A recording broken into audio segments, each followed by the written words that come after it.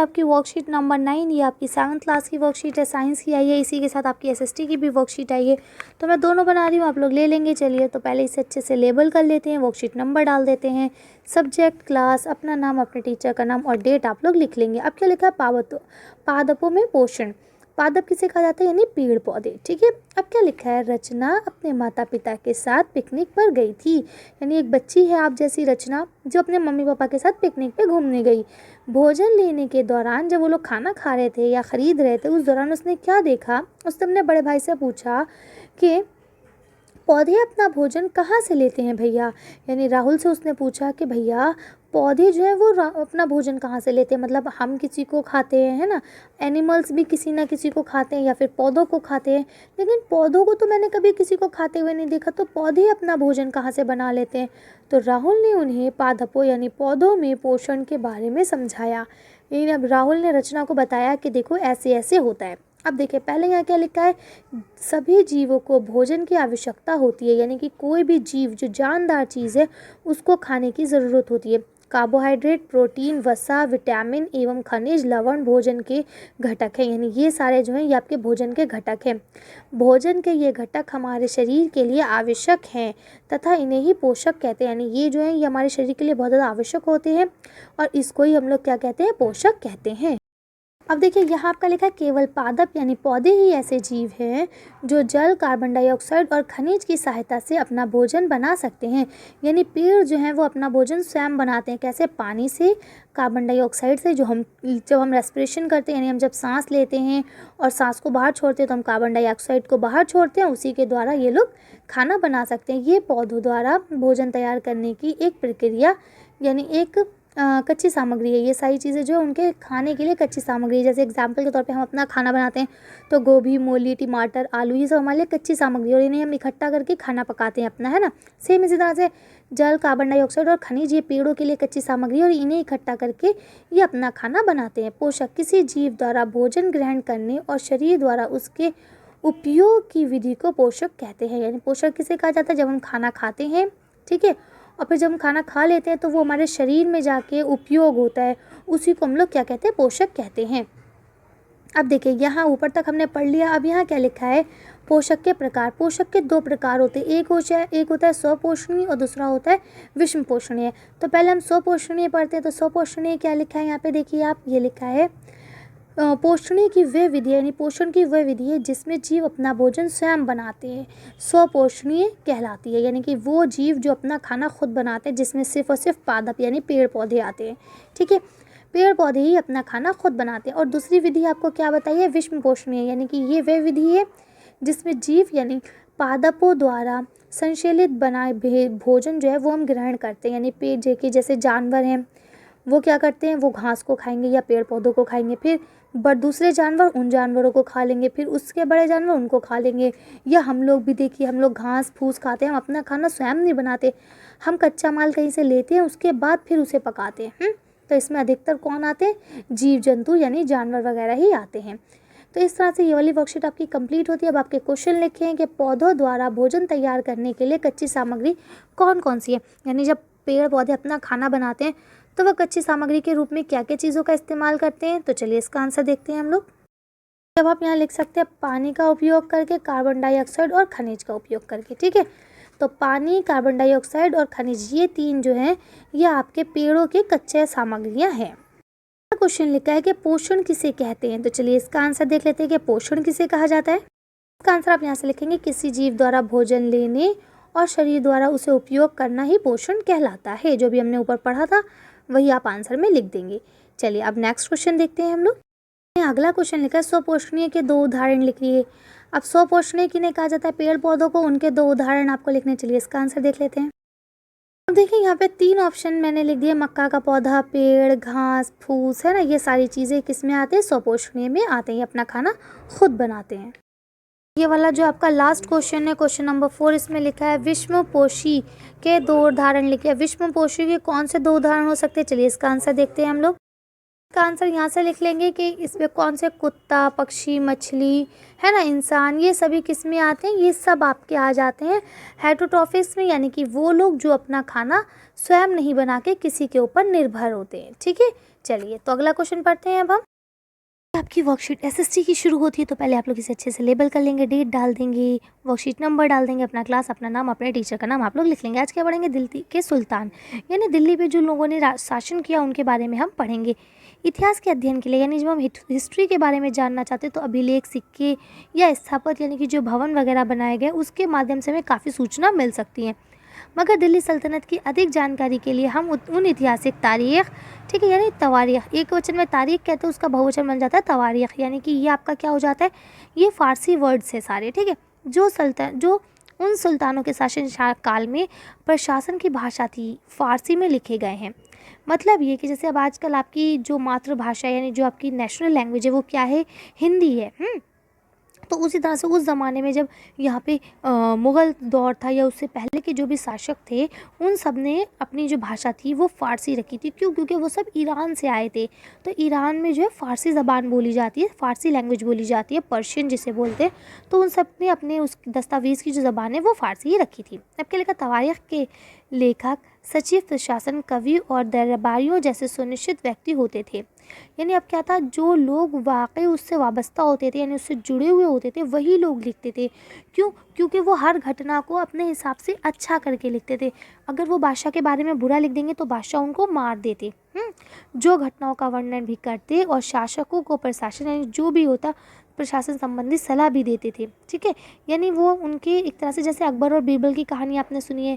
अब बीरबल क्या है, वो अकबर को सलाह भी देता था, अकबर की कहानियाँ भी लिखता था, सब कुछ करते थे। ठीक है, इस तरह से क्या लिखते हैं, वो सलाह भी देते थे, वह न्याय संगत शासन के महत्व पर बल भी देते थे कि किस तरह से न्याय किया जाए, किस तरह से लोगों का व्यवहार किया, क्योंकि बादशाह अकेले पूरे उसको नहीं संभाल सकते। ठीक है, तवारीख के लेखक नगरों में विशेषकर दिल्ली में रहते थे, यानी जो इन्होंने ये चीज़ें लिखी हैं वो सब कहाँ रहते थे, ज़्यादातर दिल्ली में ही रहते थे। गांव में शायद ही कभी रहते हों, यानी वो लोग कभी गांव नहीं गए, क्योंकि जाहिर सी बात है जब वो शहरों में रहेंगे तभी वो बादशाह के हाल से वाकिफ़ होंगे और तभी वो उसकी बुराइयों को छुपा के अच्छी अच्छी बातें सामने लिख सकते हैं। वे अक्सर अपने इतिहास सुल्तानों के लिए, यानी जो उनके सुल्तान गुजरे उनके ढेर सारे इनाम और इकराम पाने के लिए, यानी उनसे गिफ्ट्स वगैरह पाने की आशा में लिखा करते थे। ये लेखक अक्सर शासकों के जन्म प्रसिद्ध अधिकार, यानी जब जन्म हुआ, जन्म सिद्ध अधिकार और लिंग भेद पर आधारित आदर्श समाज व्यवस्था बनाए रखने की सलाह देते थे। इनके विचारों से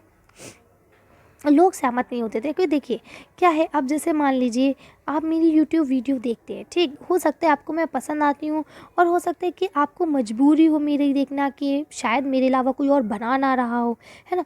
तो अब क्या होगा, आपको चाह के भी और ना चाह के भी मेरी तारीफ़ करना पड़ेगी, नहीं नहीं वो मैम अच्छा पढ़ाती हैं, आप लोग भी वहीं से देख लो, क्यों, आपका काम बन रहा है। लेकिन जो लोग नहीं जानते, जो लोग खुद कर सकते हैं या जिनको पता है कि नहीं दूसरी मैम भी बना रही है वो ज़्यादा अच्छा बना रही है, तो वो मेरी तारीफ़ क्यों करेंगी, और अगर हो रही होगी तो वो क्यों बर्दाश्त करेंगे, उन्हें पता है कि मैं बुरी बना रही हूँ वीडियो। इसी तरह से अब जो बादशाह के लोग जुड़े हुए हुआ करते थे वो क्या करते थे, वो तो बादशाह से जुड़े हैं, उनको पता है कि मुझे बादशाह से पैसे मिल रहे हैं, तो वो बादशाह की झूठी झूठी फेक तारीफ़ें करा करते थे। क्यों? क्योंकि उनको उससे पैसे मिलते थे। अब जो बेचारे गरीब लोग हैं, जो जनता है, वो क्यों करेगी झूठी तारीफ़, भाई उनको थोड़ी ना पैसे मिल रहे हैं। जैसे आजकल होता है कि कुछ नेता जो वाकई बहुत बुरे हैं, लेकिन क्या है, मीडिया न्यूज़ उनकी तारीफ़ करती है। क्यों? क्योंकि उनको उनसे पैसे मिलते हैं। लेकिन क्या हम और आप उन्हें अच्छा कह सकते हैं? नहीं कह सकते। क्यों? क्योंकि हम उनके जो जुल्म है उनके शिकार हो रहे हैं, है ना। तो इसी तरह से उस ज़माने में भी यही चीज़ हुआ करती थी। वो जो बादशाह होते थे वो गरीबों का खून चूसते थे। जैसे अंग्रेज़ों को ले लीजिए, अंग्रेज़ों के जो अपने न्यूज़पेपर वगैरह होते थे उसमें अंग्रेज़ों की तारीफ़ लिखती थी। क्या हिंदुस्तानी लोग उसको मान सकते थे? नहीं मान सकते थे। क्यों? क्योंकि वो तो हिंदुस्तानियों पर जुल्म करते थे। समझ रहे हैं? तो देखिए मैं आपको समझाने की कोशिश करती हूँ, लेकिन अब अगर आपको नहीं समझ में आता तो आप लोग दोबारा वीडियो देखा करें। मैं पूरी कोशिश करती हूँ कि आपको हर चीज़ एक एक वर्ड टू वर्ड समझाया जा सके, और ये इसलिए भी करती हूँ, मेरा रीज़न ये नहीं है कि आपको हर चीज़ समझ में आए या इस तरह से, मैं इसलिए चाहती हूँ कि आपको पॉइंट टू पॉइंट समझ में आना चाहिए।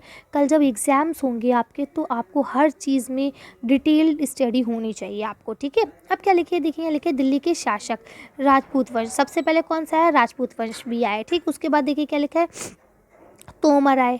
ठीक, और तोमर के बाद कौन कौन आए, ये देखिए तोमर के बाद आए चौहान। फिर तुगलक के लोग आए, यानी कि कुतुबुद्दीन ऐबक, है ना। तो ये लोग आए रज़िया सुल्तान, गयासुद्दीन ऐबक, इस तरह से ये लोग आए। ठीक, इसके बाद देखिए फिर कौन आया, खिलजी वंश आया। तो कौन आया, जलालुद्दीन खिलजी आए, अलाउद्दीन खिलजी आए। ठीक है, जिस पे आजकल पिक्चर भी बनी हुई है भी अलाउद्दीन खिलजी के। इसके बाद कौन आए, तुगलक वंश आए। ठीक है, यहाँ देखिए फिर से गयासुद्दीन तुगलक भी आए हैं। उसके बाद देखिए यहाँ पे कौन आया, मोहम्मद बिन तुगलक भी आए हैं, फिरोज शाह तुगलक है ना। फिर ऐसे सदैव वंश और इसी के बाद लोधी वंश। ठीक है, और इसके बाद फिर आपके मुग़ल वंश और भी बहुत सारे वंश आए हैं।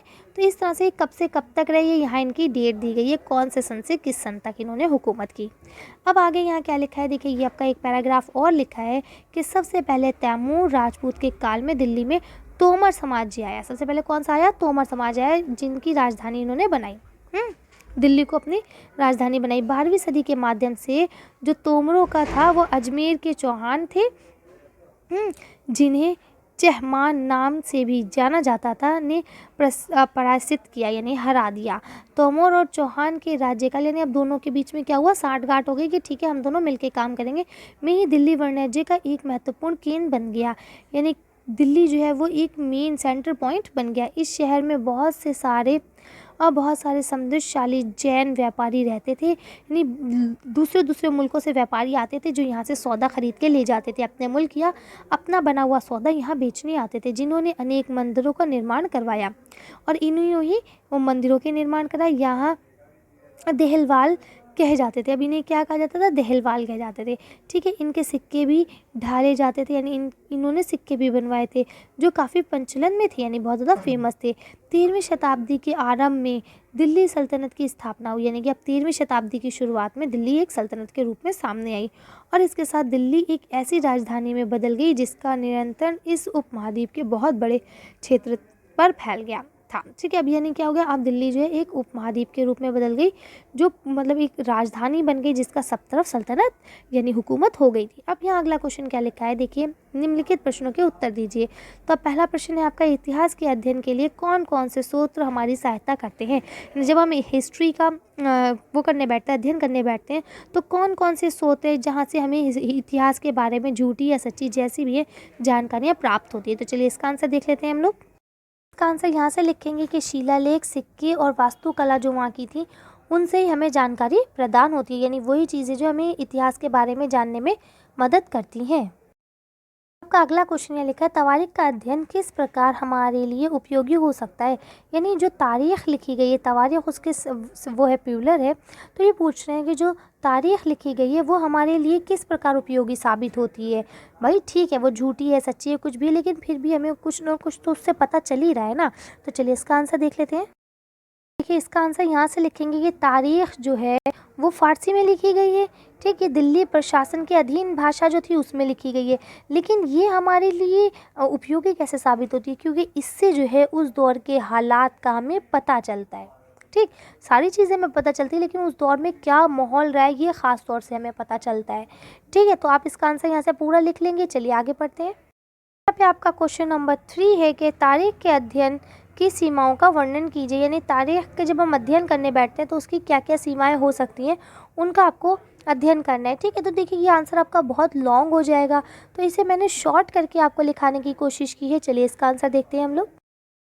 कि इस पे मैंने लिख दिया है कि इस पे एक हद तक ही भरोसा किया जा सकता है। क्यों? क्योंकि इसमें बादशाह की अच्छाइयों को दिखाते थे और उनकी बुराइयों को छुपा देते थे। क्यों छुपा देते थे? अभी हमने ऊपर पढ़ा कि वो उनसे पैसे लेते थे कि हम तुम्हारी अच्छाई लिखेंगे और तुम हमें पैसे दो। अगर वो बुराई लिखते थे तो ऐसा नहीं है कि वो बच जाते थे, उनको मार दिया जाता था कि अच्छा तुम मेरे बारे में गलत गलत बातें लिखोगे, चाहे वो खुद कितने भी बुरे हों, लेकिन अपने बारे में कभी भी कोई चीज़ गलत नहीं छपने दिया करते थे। इसलिए उनकी सबसे बड़ी सीमा यही है कि इस पर हम आंखें बंद करके भरोसा नहीं कर सकते, हमें समझना पड़ेगा कि वो क्या माहौल था। ठीक है, कुछ लोग ऐसे भी गुजरे हैं, ख़ास तौर से जब आप उर्दू की हिस्ट्री पढ़ेंगे, क्योंकि जो हिंदी और इंग्लिश में हिस्ट्री लिखी है ना आपकी, वो ऑफिशियल हिस्ट्री नहीं है। क्यों? क्योंकि उस ज़माने में इस तरह से कुछ लिखा नहीं जाता था।